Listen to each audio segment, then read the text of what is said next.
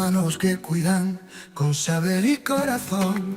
De la tierra andaluza brota esta canción. Sanadores del alma, doctores de la piel. En sus manos nos ponemos, en su arte, en su papel. En buenas manos, en manos que dan vida, con palabras de esperanza y mirada que alivia. Aquí está Andalucía y su saber tan humano. Con médicos y sueños estamos en buenas manos. Bienvenido a un nuevo programa de En Buenas Manos.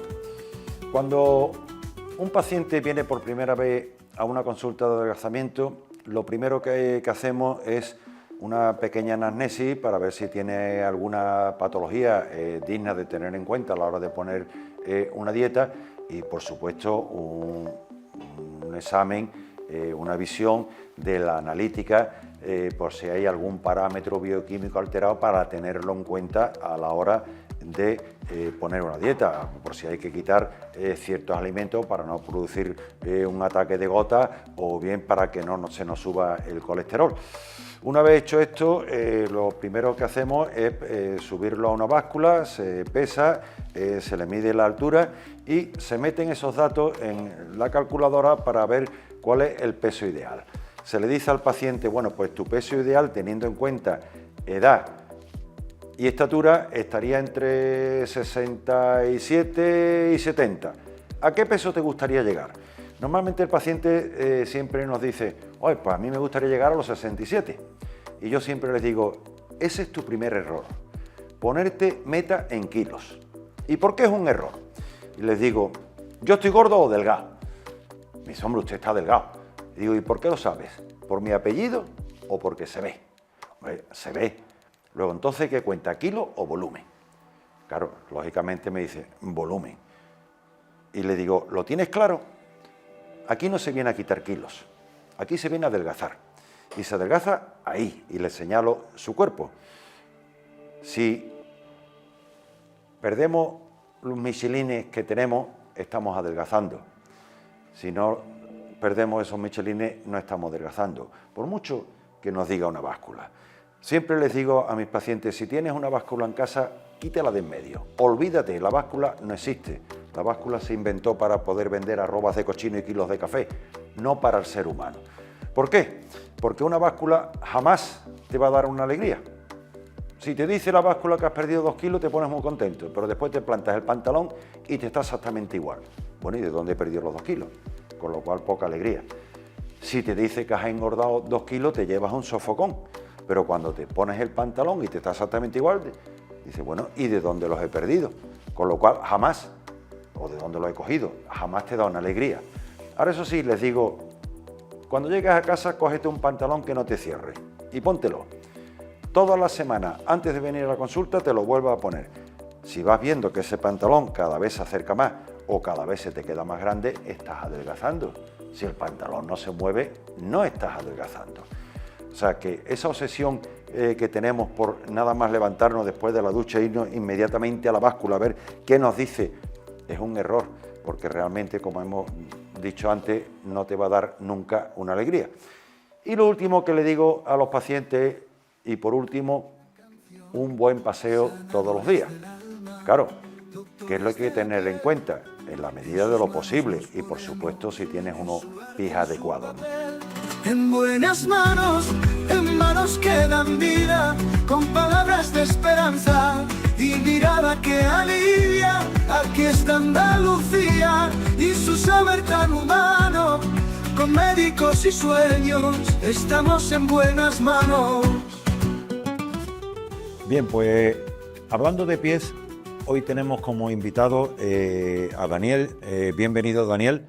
Daniel López García es diplomado en podología por la Universidad de Sevilla y está especializado en ecografía y cirugía del pie.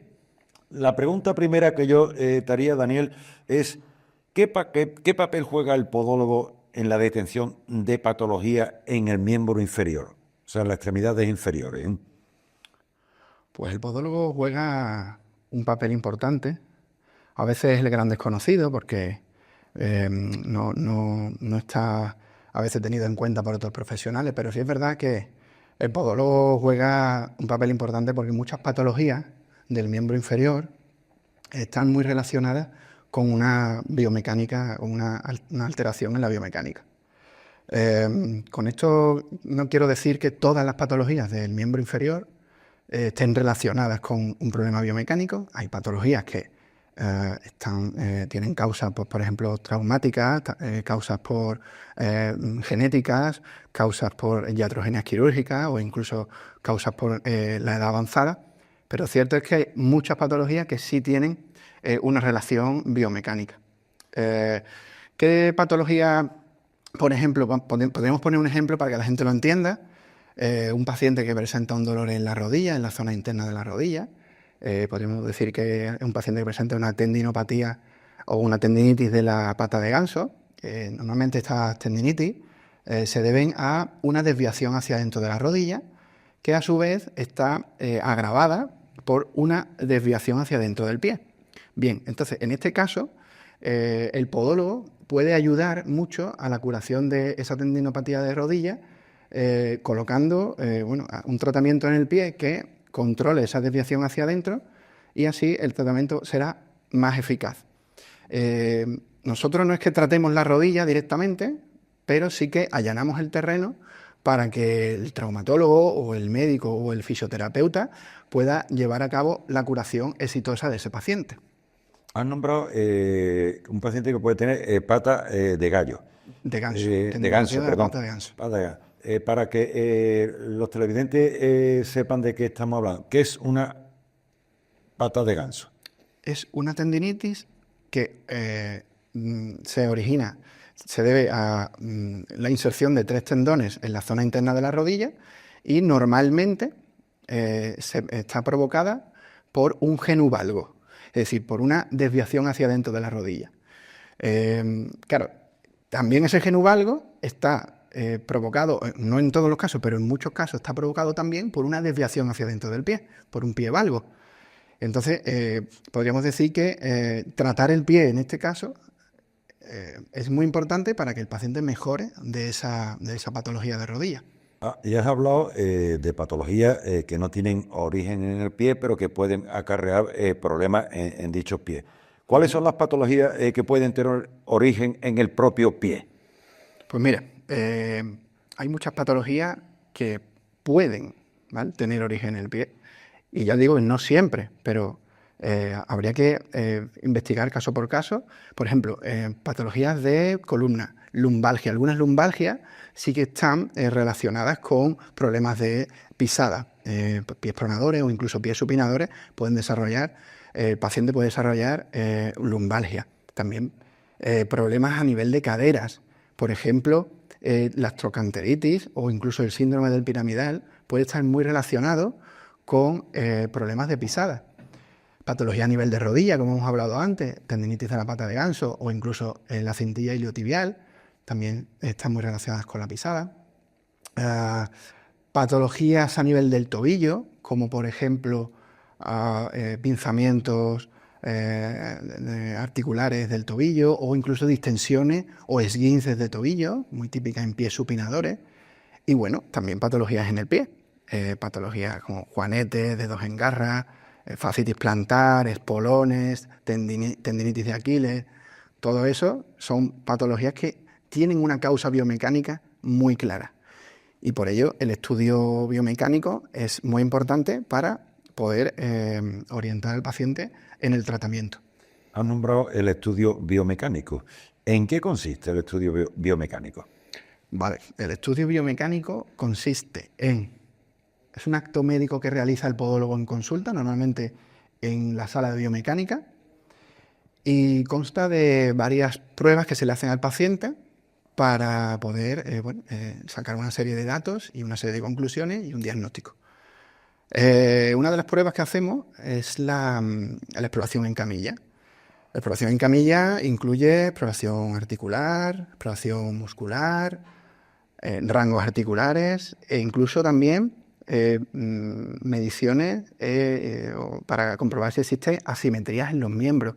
Hay muchas veces que nos encontramos que hay una longitud de una pierna mayor que la otra. ¿Qué más hacemos en un estudio biomecánico? Pues también hacemos un análisis de la marcha del paciente.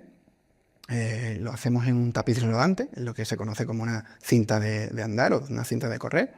Y ahí lo que hacemos es pues una grabación del paciente a cámara lenta y podemos analizar detenidamente dónde está la patomecánica de ese pie o de esa pierna. En pacientes deportistas también lo vemos en carrera y nos permite analizar a cámara lenta la técnica de carrera. ¿Qué más hacemos también? Pues también incluimos un análisis de la huella en el podoscopio, donde podemos valorar el tipo de huella, el tipo de pie, si es un pie cabo, si es un pie plano. Hacemos algunas mediciones angulares también. Y también utilizamos una plataforma informatizada de presiones, donde el paciente se va a subir y nos va a dar mucha información en cuanto a distribución de las cargas, distribución de las presiones, tanto en estática como en movimiento. Bueno, incluso en carrera también nos daría mucha información, ¿vale? Ahí se marcan muy bien las hiperpresiones y así podemos correlacionarlo con la patología. Y por último también, una cosa muy importante, que es el análisis del calzado. El análisis del calzado nos da mucha información porque el desgaste que tiene esa suela y el desgaste que tiene la palmilla interior del calzado también nos da mucha información sobre el tipo de pisada, si está haciendo una sobrecarga en un punto, si la está haciendo en otro, y eso es un dato más a la hora de hallar un diagnóstico certero. La cuestión al final es, el estudio biomecánico nos da información sobre la patología que tiene el paciente, se puede usar como tratamiento, para poner un tratamiento, pero también el estudio biomecánico se puede hacer de forma preventiva, es decir, no tenemos por qué tener a un paciente con alguna dolencia para hacer un estudio biomecánico. Hay pacientes que acuden a la consulta sin dolencia, se hacen el estudio para ver si hay alguna anomalía que pueda provocar en un futuro patología o deformaciones. O sea que, como siempre decimos, la anamnesis es lo más importante en una consulta médica. Sin embargo, en vuestro caso es muchísimo más importante todos estos estudios que hacéis y sobre todo lo que es la biomecánica, ver la pisada del paciente y cómo lo hace. ¿A qué paciente está indicado este tipo de estudio biomecánico? Pues a ver, realmente cualquier sector de la población se puede beneficiar de un estudio biomecánico. Desde adultos, personas de la tercera edad, pacientes con diabetes, niños, deportistas. Es verdad que los deportistas pues sí que van más enfocados a buscar la causa de su lesión deportiva. En los niños va más enfocado a detectar problemas que le puedan dar, alteraciones biomecánicas que le puedan dar problemas en un futuro, pies valgos, pies planos, etc. Y además en los niños tenemos la particularidad de que si están en el rango de edad adecuado, sí que podemos realizar la corrección de algunos segmentos óseos. Bueno, un rango de edad adecuado estaríamos hablando de entre 3 y 12 años, ahí sí que podríamos hacer corrección, entonces tiene mucha importancia en el estudio biomecánico en niños, y en pacientes diabéticos pues también es muy importante porque podemos prevenir complicaciones del pie diabético e incluso podemos tratar ulceraciones plantares gracias a poder, con la plataforma de presiones, podemos ver dónde están los hiperapoyos y poder controlar biomecánicamente ese pie para evitar esa sobrecarga y esas ulceraciones. Ya has nombrado sobre todo también los deportistas. ¿Qué perfil de deportista puede beneficiarse de un estudio biomecánico? Bueno, en principio, cualquier deportista que practique alguna disciplina que implique carrera. Por ejemplo, fútbol, baloncesto, pádel, tenis, voleibol y running, la carrera. Quizás sea Los deportistas que más vengan a consulta son los que practican carrera, y hablamos de tanto deportistas profesionales como deportistas amateurs. Cierto es que los profesionales tengan un índice menor de lesiones porque tienen un equipo multidisciplinar detrás, y eso hace que estén más controlados. Los deportistas amateurs no tienen equipo multidisciplinar e incluso a veces no tienen ni siquiera entrenador, entrenan por su cuenta, y eso les predispone más a lesiones. Los factores que más predisponen a lesiones podríamos decir que son 3 principalmente: una mala planificación deportiva, una mala biomecánica y un mal calzado deportivo. Hablando de calzado, vamos a cualquier tienda de deporte, nos compramos unas zapatillas de deporte, dependiendo de qué tipo de deporte vamos a practicar, pero ¿puede llegar a causar lesiones ese tipo de calzado? Sí, puede causar lesiones, y en la consulta mía diariamente veo muchas lesiones producidas por un mal calzado. Un mal calzado Por un mal deportivo. calzado deportivo. No que sea mal calzado, sino que no es apropiado para ese paciente. Y voy a explicarlo. El primer problema que tenemos es que el paciente a lo mejor acude a una tienda a comprarse un calzado que no tiene un vendedor que está formado en calzado deportivo específico.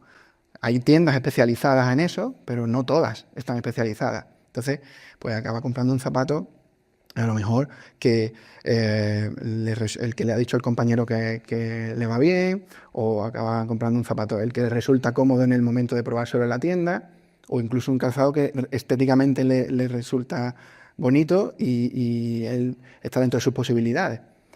Pero un calzado se puede comportar de forma diferente en función del paciente. Si ponemos 2 ejemplos de 2 pacientes que utilizan el mismo calzado, pero un paciente pesa 65 kilos y otro pesa 95 kilos, mismo calzado, el mismo número de pies, en la carrera, ¿vale? El paciente que pesa 65 kilos pues va a tener un hundimiento de la suela mucho menor que el de 95 kilos, que sí que va a producir un hundimiento mayor de la suela. ¿Y eso qué produce?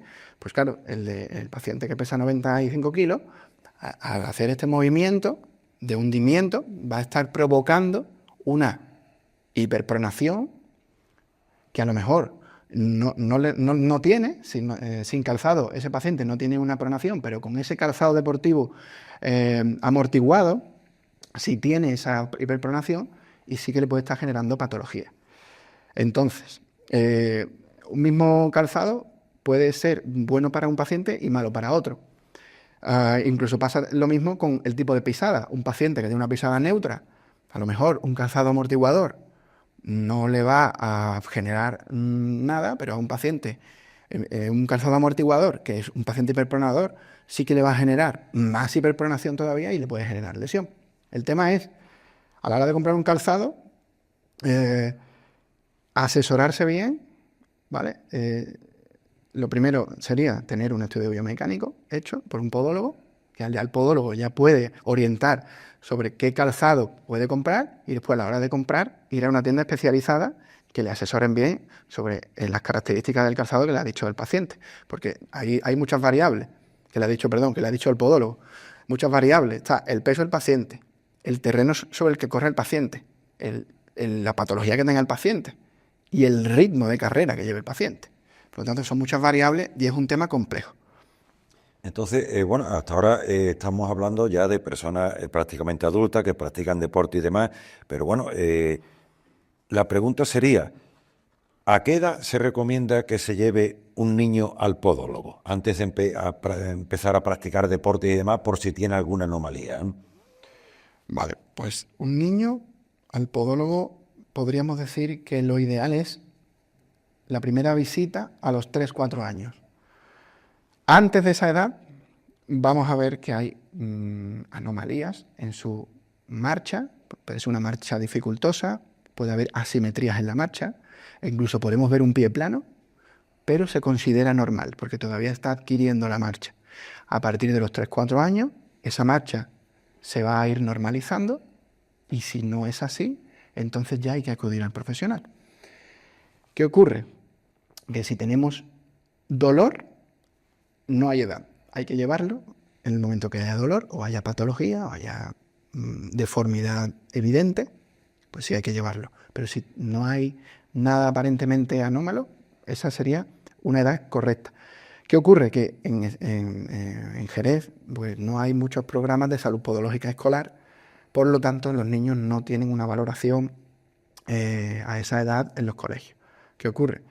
Pues que eso es recomendable a esa edad, a los 3-4 años, hacer aunque sea una revisión, un estudio biomecánico al niño para detectar si hay patología. Simplemente valorar si es necesario o no es necesario tratar o controlar.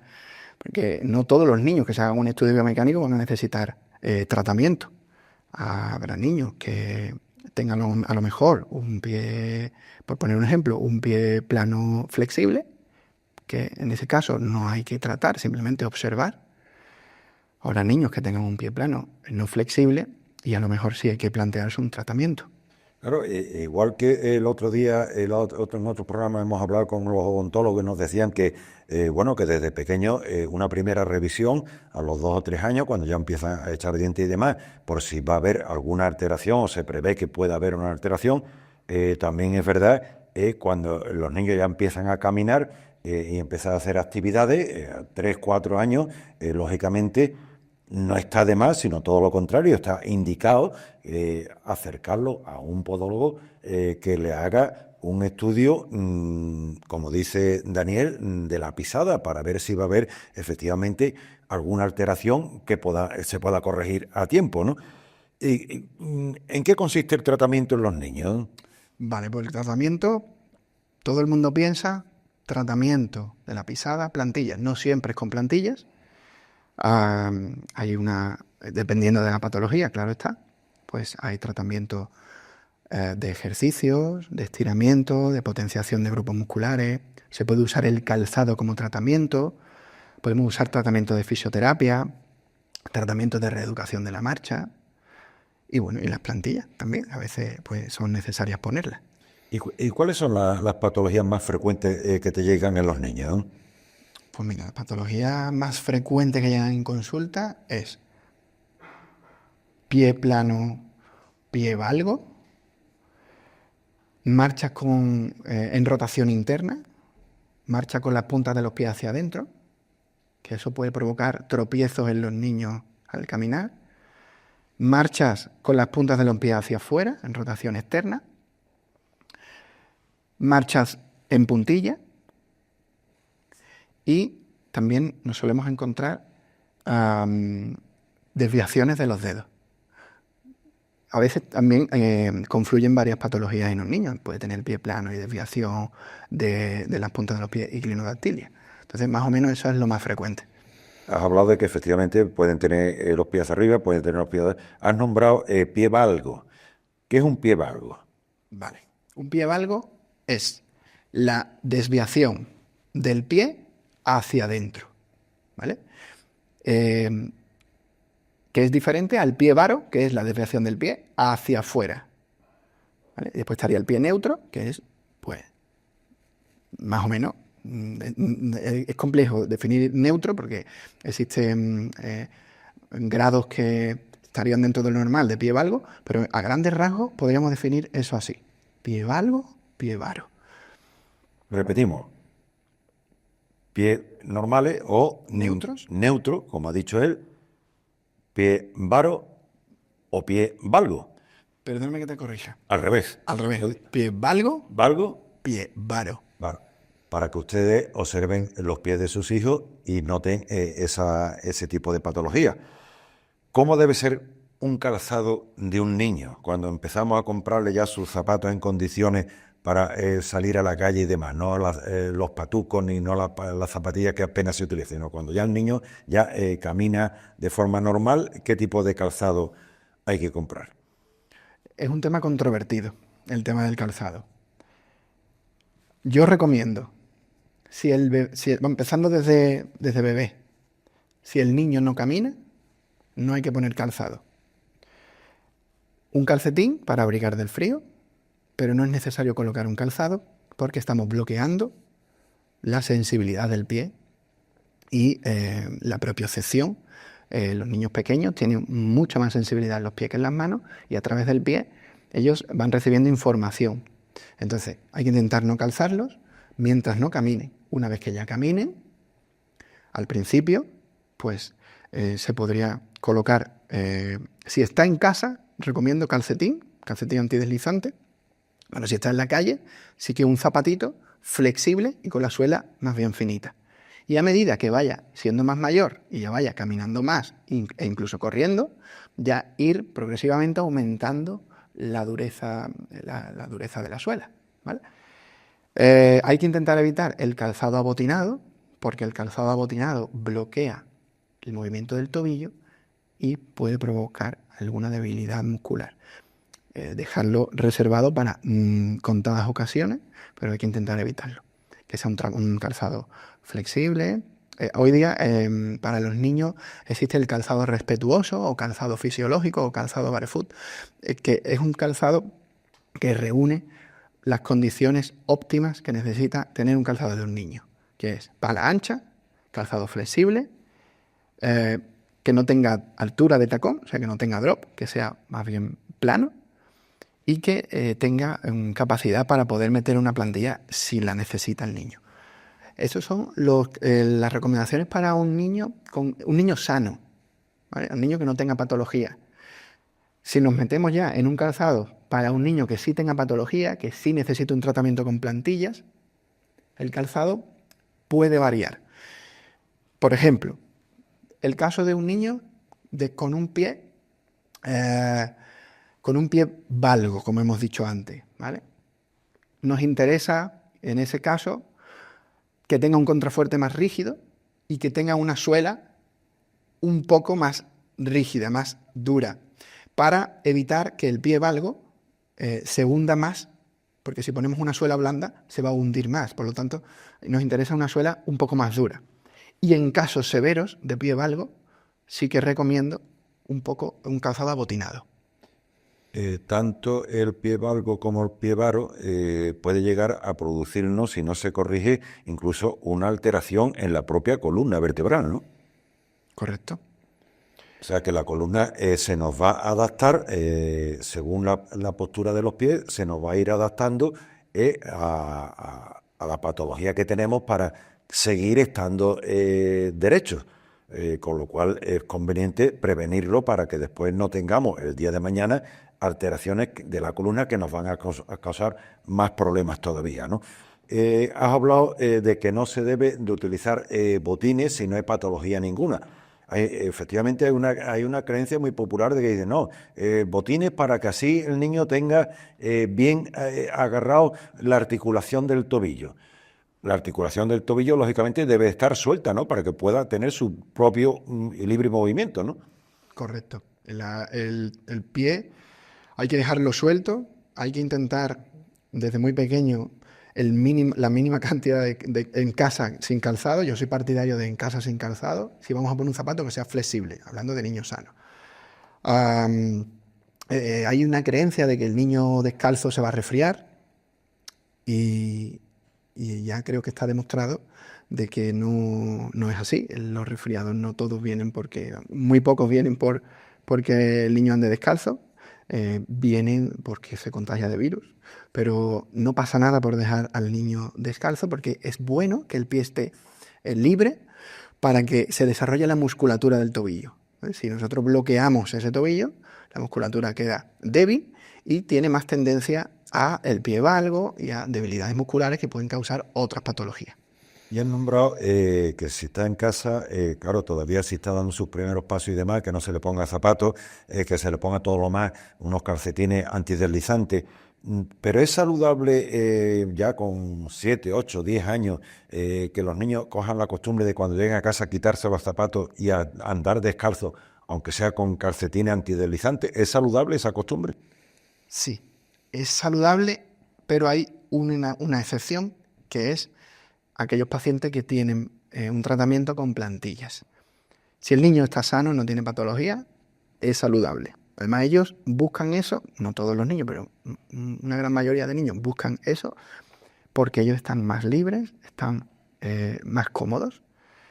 ¿Qué pasa? Que si tenemos un niño con un tratamiento dentro del calzado y cuando llega a casa se lo quita y ya no se lo vuelve a poner hasta el día siguiente que va al colegio, son muchas horas sin ese tratamiento puesto, que recordemos que el tratamiento en niños tiene un carácter corrector siempre que esté en esa franja de edad.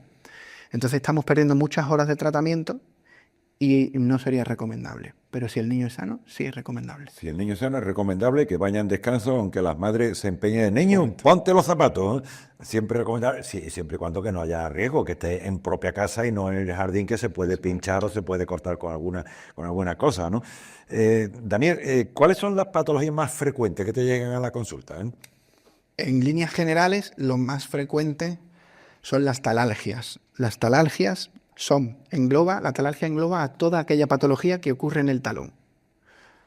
Fascitis plantar, espolón calcáneo, tendinitis de Aquiles, edema óseo de calcáneo, atrapamientos nerviosos, daños en la grasa plantar del talón. Eso es lo más frecuente. También vienen metatarsalgia, que son dolores en la zona plantar, pero ya en la zona metatarsal, debajo de los dedos, y también vienen tendinitis. Pero podemos decir que la reina de las patologías es la fascitis plantar.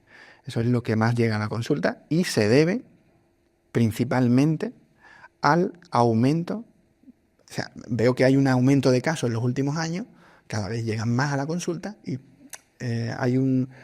principalmente se debe a 3 factores. Uno de ellos es la obesidad. Hay más obesidad y cuanto más pese el paciente, más peso soporta el pie. Entonces el pie está más predispuesto a lesionarse. Segundo factor, al sedentarismo. El sedentarismo no es lo mismo que la obesidad. El sedentarismo, hablamos de inactividad. La inactividad produce debilidad muscular del pie y la debilidad muscular del pie te hace más propenso a lesiones. Y la tercera causa es una elección inadecuada del calzado. Eso también provoca muchas lesiones de las que he dicho antes. Claro, te viene el profesor y dice, es que me han diagnosticado una fascitis plantar. El otro se queda diciendo, ¿y eso qué demonio es? Daniel, defínenos lo que es fascitis plantar. Bueno, una fascitis plantar si analizamos la palabra, es inflamación de la fascia plantar. ¿Qué es la fascia plantar? Es un tejido que se llama fascia. Podríamos compararlo al tendón, ¿vale? Para que la gente lo pueda entender. Pero no es un tendón. Ese tejido va desde el talón hasta la zona de los dedos, ¿vale? Recubre toda la planta del pie.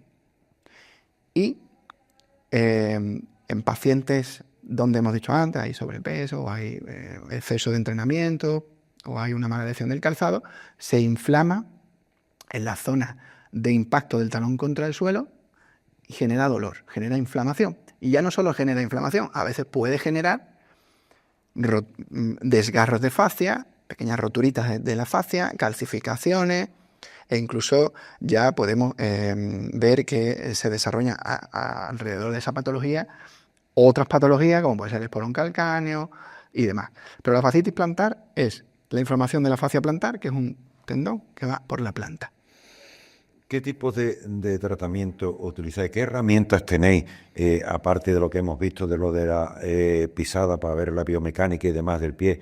¿Qué otro tipo de herramientas tenéis para tratar todas estas patologías? Bueno, hay tratamientos, nosotros intentamos para tratar las patologías que hemos dicho anteriormente. Hay varias líneas de tratamiento. Se intenta empezar por un tratamiento sencillo, poco invasivo, como puede ser vendajes, medicación, farmacología, plantillas. Si en esa línea de tratamiento no ha habido éxito, entonces se pasa a una segunda línea, ya donde entra la fisioterapia, ondas de choque, electrolisis, diatermia, tratamientos más de fisioterapia. También podemos, en una tercera línea de tratamiento, podemos encontrar tratamientos de infiltraciones de ácido hialurónico, podemos hacer infiltraciones de PRP, infiltraciones de colágeno también. Y ya si nada funciona, pues pasamos a la cirugía. La cirugía, tenemos varios tipos de cirugía. Por un lado tenemos cirugía abierta, que es la cirugía tradicional, que es la que todos conocemos. Tenemos también la cirugía de mínima incisión, en la que solo se realizan microincisiones de 2 milímetros y tiene unas ventajas con respecto a la cirugía abierta, como son un postoperatorio más corto, menos dolor postoperatorio, y no hay que utilizar fijaciones con implantes, tornillos, agujas y demás. También tenemos la cirugía ecoguiada, que consiste en una cirugía que va guiada por un ecógrafo y nos permite ver las estructuras que estamos tratando sin tener que hacer una incisión. Y esa cirugía ecoguiada tiene las mismas ventajas que la cirugía de mínima incisión. Incluso a veces tienen más ventajas porque a veces no hay que hacer incisiones, se hacen a través de punciones con una aguja. Entonces no lleva sutura. El postoperatorio es muy rápido y muy bueno.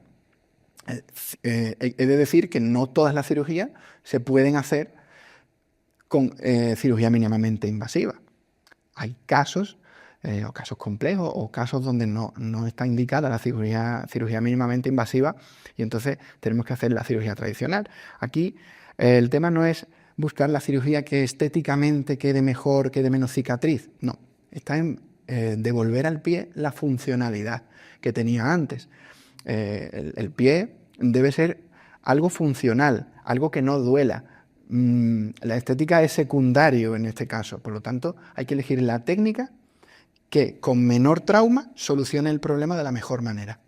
O sea, que si en el caso de necesitar algún tipo de cirugía no hay que pensar en los cirujanos, los médicos cirujanos, sino que vosotros, podólogos, estáis más que capacitados para realizarla, ¿no? De hecho, la realizáis a diario, ¿no? Correcto. Nosotros tenemos un equipo quirúrgico y realizamos cirugía a diario. En la consulta a veces, si es cirugía de uña, pues a lo mejor sí la realizamos en la consulta. Si es cirugía de mayor envergadura, pues ya vamos a hospital. Y sí, es algo que nosotros hacemos y para lo que estamos formados. Has hablado que la propia obesidad, el sedentarismo nos puede producir alteraciones en el pie. ¿Cómo podemos prevenir, aparte de este sedentarismo y este sobrepeso, cómo podemos prevenir que no desarrollamos alguna patología en los pies? Bueno, hay varias cosas que podemos hacer nosotros mismos para evitar tener patologías en el pie. Desde un cuidado, una higiene correcta, lavado interdigital, secado interdigital diario, un corte correcto de uñas, corte no muy corto y intentando no hacer un corte redondeado, más bien recto, evitando caminar descalzo por sitios públicos para evitar el contagio de hongos, virus o bacterias. Sobre todo en piscinas. Piscinas públicas, gimnasios, etcétera. Famoso papiloma. Utilizar siempre un calcetín de algodón o fibras naturales, evitando las fibras sintéticas, porque también pueden producir humedad. Aplicando hidratación, quien necesite hidratación, no todo el mundo la necesita, pero quien la necesita es muy importante. También es muy importante el calzado de calle. Antes hemos hablado del calzado deportivo, que tiene que ir en función de las características del paciente. El calzado de calle hay que saber elegirlo. Hay varias recomendaciones que yo doy siempre a mis pacientes, como puede ser utilizar un calzado evitando la punta estrecha, utilizar siempre que el calzado lleve sistemas de cierre, cordones, velcro o hebilla, que sea flexible, que sea de la talla adecuada. Hay pacientes que usan calzado más menores de su número y eso también puede dar problemas. Hay que dejar siempre 1 centímetro entre el dedo más largo y la punta del zapato. Eso es mi recomendación. Y evitando los refuerzos de la puntera, que ahora está muy de moda, sobre todo en los jóvenes, utilizar un calzado que lleva la puntera con un refuerzo como de plástico, como un material así blanco, y eso también puede dar muchos problemas por compresión. ¿Qué más podemos hacer para prevenir? Evitar el sobrepeso, evitar un entrenamiento, cuando se practique deporte, hacerlo dentro de unos límites razonables, evitando el sobreentrenamiento, hacerlo siempre guiado por alguien y también importante no ignorar el dolor. Eso es, yo creo, de lo más importante, porque el dolor es un sistema de alarma que tiene el cuerpo y te dice que algo no va bien y en ese momento hay que acudir al profesional, en este caso al podólogo. Si nosotros ignoramos eso, esa patología aguda se puede convertir en una patología crónica y es más difícil de tratar. Además, si no le hacemos caso al dolor, esa patología puede derivar en otra patología. Y ya el paciente puede pasar de tener una patología a tener 2, 3 o incluso 4 patologías derivadas de la primera. Porque el pie tiene una particularidad, que es que cuando un pie duele, el cuerpo hace una compensación automáticamente y empieza a cargar el otro pie o la otra rodilla para bajar un poco el nivel de dolor. Y entonces esa compensación puede sobrecargar el otro miembro y generar lesión. Y básicamente esos son los consejos que yo daría. Y por último, Daniel, hablando de pie, no puedo dejar de pasar a hacerte la pregunta. El pie diabético. ¿Qué debe tener en cuenta una persona al que se le ha diagnosticado pie diabético? Vale, a ver. Una persona a la que se le ha diagnosticado pie diabético ya se entiende que tiene un pie con complicaciones. No todos los pacientes con diabetes tienen por qué desarrollar un pie diabético. Hay muchos pacientes con diabetes que tienen el pie muy bien, igual que cualquier paciente que no tenga diabetes. Pero ya, si se ha diagnosticado de pie diabético, se entiende que tiene o ha tenido ulceraciones, tiene sobrecargas, tiene un déficit circulatorio o un déficit neurológico. ¿Qué tiene que tener en cuenta un paciente con un pie diabético? Pues no solo todo lo que hemos dicho anteriormente, de los consejos de lavado, cuidado, etcétera, el calzado, pero además tiene que tener en cuenta varias cosas. En primer lugar, evitar exponer el pie a fuentes directas de calor o lavarse los pies con agua muy caliente. ¿Por qué? Porque son pacientes que a veces no tienen conservada su sensibilidad al 100%. Tienen una disminución de la sensibilidad, entonces pueden quemarse. Y eso es peligroso. Entonces, importante eso, evitar fuentes de calor directas. ¿Qué más tendría que tener en cuenta? Revisar el calzado antes de meter el pie, ¿vale? Porque puede haber alguna piedrecita o algún cuerpo extraño que pueda generar una herida en la planta del pie. Otra cosa que habría que tener en cuenta sería, diariamente yo recomiendo una inspección del pie, no solo por la parte de arriba, sino por la parte de abajo, que es la que más cuesta ver. Si no se puede ver el mismo, pues puede utilizar un espejo para ver si hay alguna lesión, alguna herida, y inmediatamente si encuentra algo ir al podólogo. También es importante en los pacientes con pie diabético, más bien, en vez de cortar uñas, yo diría mejor limarlas para evitar pasarse o hacerse un corte incorrecto, o directamente, si el paciente no llega bien o no lo tiene claro, que no se toquen las uñas, que se las corte un podólogo. Muy importante, evitar el autotratamiento y los remedios caseros, que es muy frecuente. Los pacientes a veces pues le dicen, escucha que el vecino le ha dicho que tal cosa puede servir para tal patología. Eso hay que evitarlo porque se pueden buscar un problema. Y también recomiendo en pacientes con un pie diabético sí que acudir al podólogo regularmente en función de lo que haya estimado su podólogo, y en pacientes diabéticos pero que no tienen un pie diabético pues sí que acudir una vez al año al menos para hacer una revisión general. Es decir, para terminar, está claro que el pie es una parte más de nuestro organismo y que lógicamente hay que cuidarlo, hay que tener una serie de medidas muy sencillitas, como bien ha dicho Daniel, de que las uñas hay que cortarlas rectas y no curvas, que no se apure mucho el corte. Y una cosa que sí me ha llamado la atención porque siempre me lo han preguntado, José María, te secan los dedos, entre los dedos también te seca. Y digo, claro, efectivamente, porque si dejamos húmedo la zona que está entre los dedos de los pies y después nos ponemos los calcetines, ahí va a quedar una humedad que puede llegar a producir hongos, ¿no? Correcto. O sea, que es razonable y es lógico y necesario secarse entre los dedos también, ¿no? Sí, hay muchos pacientes que desarrollan hongos por eso mismo. Por no haber Por hecho no un buen secado, ¿no? secarse los pies. De los pies. Bueno, pues señores, tomen ustedes nota. Una vez con los niños hay que llevarlos al principio al podólogo por detectar si tiene alguna anomalía que pueda ser corregida desde el principio, porque si no después va a repercutir a lo largo de todo nuestro organismo. Nos vemos en el próximo programa. Hasta pronto. En buenas manos, en manos que dan vida, con palabras de esperanza y mirada que alivia. Aquí está Andalucía y su saber tan humano, con médicos y sueños, estamos en buenas manos.